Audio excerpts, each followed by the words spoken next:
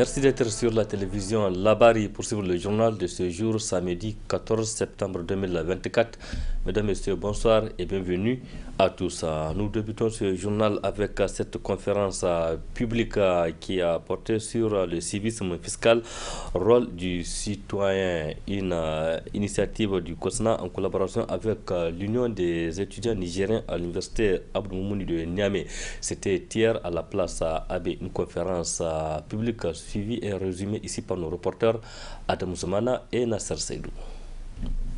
Amener les Nigériens à inculquer le civisme fiscal dans leur quotidien, tel est l'objectif que s'est assigné la Convergence pour la souveraineté des nations de l'AES COSNAS. Aussi, pour mener à bien cette mission, la sensibilisation des concitoyens sur leur rôle dans ce combat s'avère nécessaire, d'où la tenue de la présente conférence publique. Nous sommes dit il faut venir faire cette conférence aujourd'hui pour vraiment les édifier sur cette fiscalité, sur la TVA qui est combien importante, car nous savons tous aujourd'hui un pays ne peut pas être souverain sans les impôts.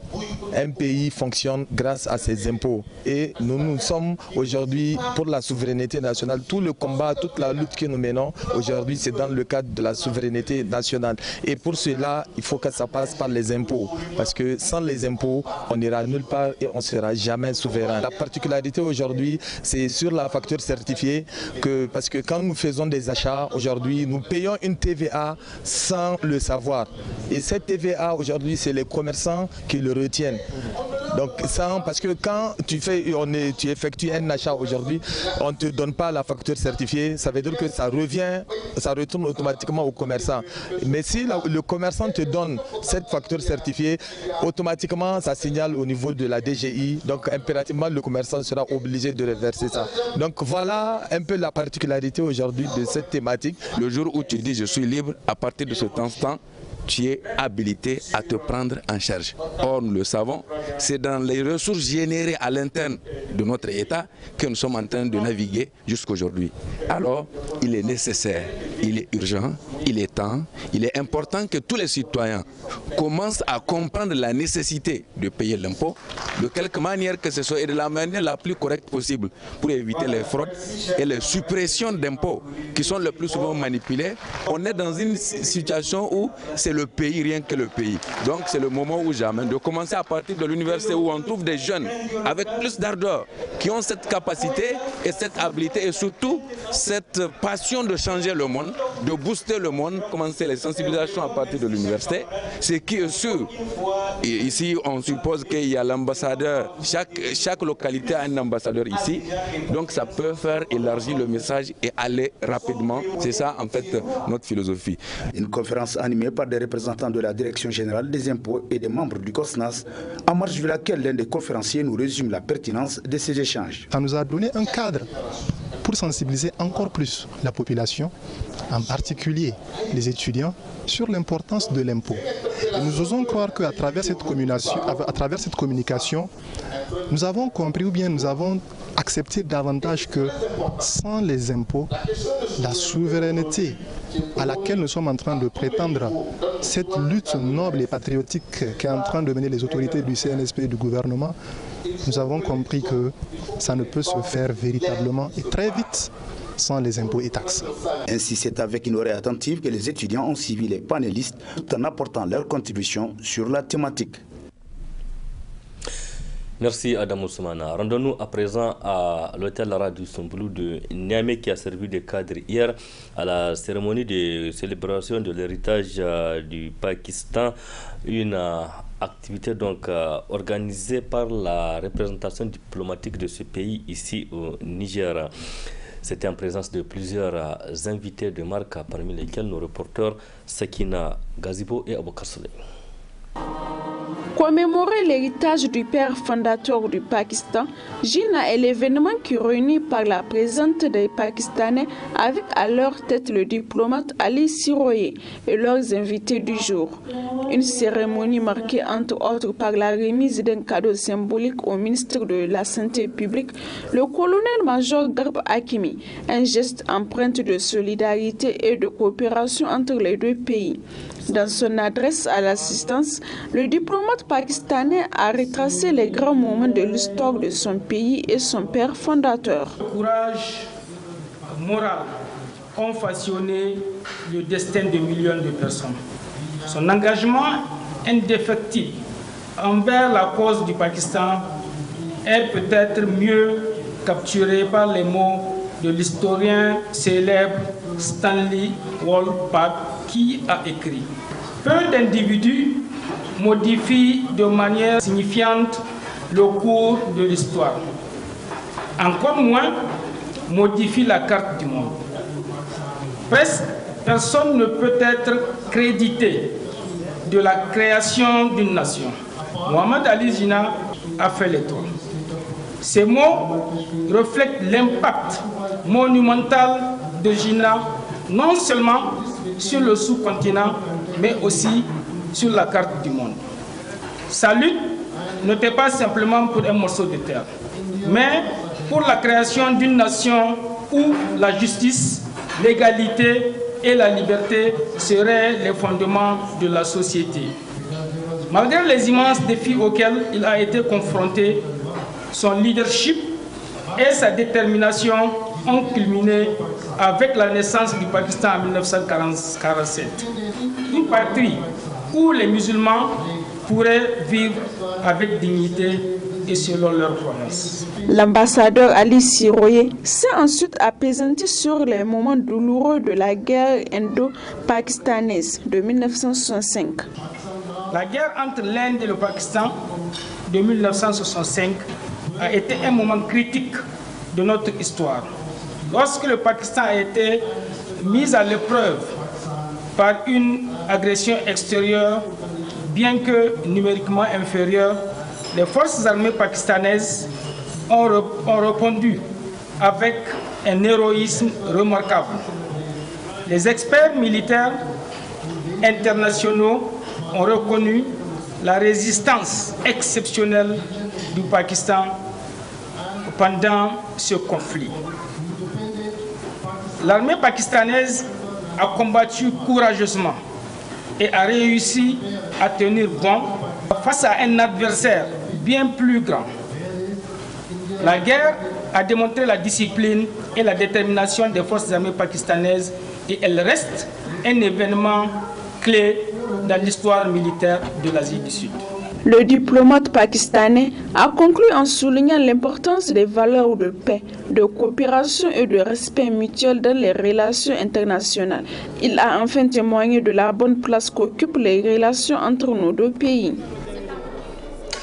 De la santé dans cette édition. Aujourd'hui, nous nous sommes intéressés à une maladie notamment fréquente au Niger, le rhumatisme. Une maladie qui se présente sous plusieurs formes. Qu'est-ce que c'est que le rhumatisme? C'est ce que vous allez voir avec Dr Sissé Fatnata Moussa, le médecin-chef au service rhumatologie de l'hôpital national. Le rhumatisme, comme on le dit, c'est un grand groupe. C'est un terme, un concept qui n'est pas spécifique. Donc, si on dit rhumatisme, ça englobe beaucoup de choses. Donc, les gens en parlent. Je souffre de rhumatisme, mais là, il faut faire, je pense, la nuance entre beaucoup de choses. Le rhumatisme, c'est une atteinte articulaire qui peut être de plusieurs causes. Donc là, on va voir, je pense, par la suite. Mais ce que les gens doivent comprendre, quand on dit rhumatisme, il y a beaucoup de choses. Ça peut être une atteinte articulaire qui est dégénérative, ça peut être une atteinte articulaire qui est inflammatoire. Si on dit rhumatisme, il faut voir les causes. Tout ce qu'il faut retenir, c'est que c'est une atteinte des articulations et du tissu conjonctif globalement. Tout ce qui est tendon, ligament, ça englobe ces atteintes-là. Le rhumatisme a plusieurs causes, si on peut dire, il y en a plusieurs types. Donc on va aller en fonction des types. Donc il y a le rhumatisme qui a une cause dégénérative, comme l'arthrose par exemple. L'arthrose, c'est une atteinte du cartilage. Donc il y a une dégénérescence cartilagineuse qui est là, qui est qui fait que l'arthrose s'installe. Le cartilage, c'est quoi? C'est la partie, si on peut l'expliquer comme ça, lisse qui recouvre les os durs. Donc ce cartilage est un type de tissu qui est là, qui protège, si on veut dire, les os, qui sert d'amortisseur au niveau de l'articulation. Donc en présence du liquide synovial qui est là dans l'articulation, ça permet une certaine mobilité plus facile de l'articulation. Donc là, une fois que ce cartilage, dû à plusieurs facteurs, se dégrade, donc là, l'arthrose, c'est là où on parle d'arthrose. Donc c'est ce qu'il faut comprendre, ça c'est un. Deuxièmement, on a les rhumatismes qui sont inflammatoires. Quand on parle d'inflammatoire, il y en a, je vais parler de deux grands groupes. Les rhumatismes inflammatoires aigus, ça c'est le cas des atteintes microcristallines, comme la goutte par exemple. C'est la pathologie la plus courante dans ces genres de cas qu'on voit. Il y a les rhumatismes inflammatoires chroniques, comme par exemple la polyarthrite rhumatoïde, qui est le plus fréquent de ce groupe-là. Donc il faut aussi parler dans ce groupe des arthrites juvéniles idiopathiques qui touchent les enfants. Voilà, la polyarthrite rhumatoïde peut toucher tout le groupe, mais quand ça atteint les enfants, on parle plus d'arthrite juvénile idiopathique. Là aussi, il y en a plusieurs groupes. C'était à l'instant donc les explications du docteur Sissé Fanata Moussa, le médecin-chef au service rhumatologie de l'hôpital national. Elle nous a défini qu'est-ce que c'est que le rhumatisme, cette maladie fréquente au Niger sous plusieurs formes. D'autres détails dans les prochains numéros. Rendons-nous à présent dans le canton de Kouré, à une soixantaine de kilomètres de Niamey sur la route nationale numéro 1. Kouré, un canton plein d'histoire avec ses potentialités touristiques, notamment les merveilleuses girafes qui sont convoitées et admirées par les visiteurs. La découverte du canton de Kouré, c'est dans ce reportage signé Ismaël Moumouni et Ibrahim Abdou. Située à 60 km à l'est de Niamey, la capitale du Niger, Kouré, cette localité qui regorge de potentialités, tire son nom à partir de marigots, comme en relate le chef du canton. Nous avons, je dirais, deux définitions qui nous sont parvenues à ce jour concernant l'origine du mot Kouré. Il est vrai qu'à l'origine, nous sommes des populations installées au bord du fleuve, donc du côté de Kolo, précisément à Sébéri, pour ceux qui concernent la famille royale. Et il y a eu un des grands-parents qui a migré vers là, vers Kouré. Alors, il est constant que c'est une vache qui était dans cette prairie-là, qui a pu donc rôder autour d'un puits que nous avons à côté. Et c'est ce marigot qui est à côté du puits, d'aucuns l'appellent Kourewa. Donc, d'aucuns pensent, une première version pense que c'est ce nom Kourewa qui a donné le nom Kouré avec le temps. Et comme je parlais de la vache qui faisait donc qui venait par là, qui quittait le sud pour venir par là, et d'aucuns disent que c'est cette vache qui s'appelait Kouré, et que c'est ce nom-là qui a été donné. Donc l'un dans l'autre, le plus vraisemblable aujourd'hui que nous avons retenu, c'est vraiment cette origine de Kourewa qui a fini par donner Kouré. Kouré est une localité fondée au XVe siècle par un homme répondant au nom de Kada. Il faut compter 1475. Le fondateur, c'est Kada, donc dont nous sommes descendants. Et vous allez remarquer que notre entité est organisée de telle façon que nous avons donc les patriarches qui sont restés au sud, au bord du fleuve, parce que le canton s'étend de Kolo là-bas, ici au milieu, donc un des enfants, donc Kada, qui a fondé donc Kouré ici. Vous avez les gens au niveau de Sinakwara et au niveau de Birni, donc notre frontière, et l'autre famille qui s'est installée carrément à la frontière nord, à Gassangourni, donc où nous faisons frontière avec Hamdallah. Donc c'est aussi une migration stratégique qui a été effectuée par les grands-parents. zone agro-silvopastorale, Kouré a connu 14 chefs traditionnels de sa création à aujourd'hui, avec une population de plus de 200 000 habitants, regroupant plusieurs ethnies. Nous sommes à l'origine des agriculteurs. Nous sommes des agriculteurs et nous faisons aujourd'hui beaucoup d'élevage. C'est vrai que c'est une zone agro-silvopastorale. Notre canton s'étend aussi bien sur le fleuve, dans le Fakara pour l'activité d'élevage, de pastoralisme et d'agriculture, et aussi dans le Boboï où nous faisons beaucoup d'agriculture aussi. Nous sommes à peu près dans le canton un peu moins de 300, hein. On parle de 220 000 au dernier recensement. Nous avons 62 villages et 8 hameaux. Donc vous avez les Peuls, vous avez les Jarma, vous avez les Hausa, vous avez les Gourmandiers et les Courtés. Donc nous sommes tous rassemblés ici. Kouré souffre d'un certain nombre de problèmes, comme en atteste le chef. Nous avons des problèmes récurrents. Aujourd'hui, si nous prenons le secteur de l'éducation, nous avons besoin aujourd'hui de créer vraiment des élites. C'est l'objectif principal. Malheureusement, les infrastructures ne sont pas là. Si je prends le côté de la santé, c'est vrai que dans le canton, nous avons un certain nombre de CSI, mais nous en avons besoin toujours. Quand je prends le problème de la route, donc nous avons aujourd'hui une route qui fait 30 km, Kouré-Kolo, qui est pratiquement impraticable.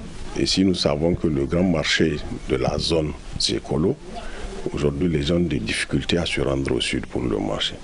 Donc vivement que cette route-là, mais ça a été déjà pris en compte par le président Mohamed Bazoum, qui a pris l'engagement de faire cette route-là, et nous estimons que ça va se faire. À l'instar de l'électricité, il y a eu la promesse et aujourd'hui nous avons l'électricité à Kouré. C'est l'occasion pour moi de remercier vraiment les autorités de ce pays-là au plus haut niveau. À l'endroit de nos populations, c'est beaucoup plus d'engagement. Il est vrai que nos populations sont déjà assez engagées. Tant qu'il y a au fait des activités à faire, les gens sont prompts et on arrive à aller de l'avant ensemble. Donc c'est vraiment de maintenir, c'est juste d'être constant. Sinon vraiment la population est déterminée et je pense que ça peut continuer comme ça, Inch'Allah. Kouré regorge de potentialités touristiques, notamment les dernières girafes de l'Afrique de l'Ouest. Voilà pourquoi Amirou Siddikou dresse ce message. Notre économie reposait beaucoup plus sur le tourisme.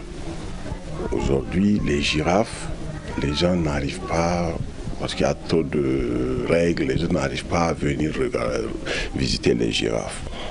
Mais vous avez dû faire le tour. La zone, pour le moment, est sécurisée. Mais malheureusement, les gens ont passé tellement d'informations concernant cette insécurité que tout naturellement, ça crée la terreur. Les gens ils ne veulent pas venir.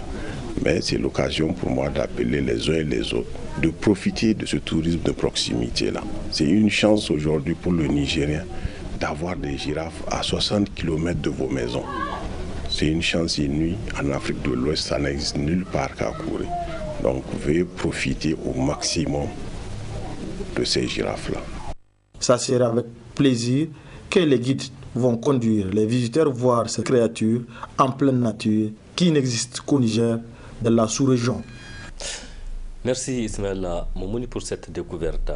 Point final de cette édition. Merci aussi à vous de l'avoir suivi. Restez en compagnie du programme de la télévision Labari. Excellente nuit à toutes et à tous et bon week-end. Au revoir.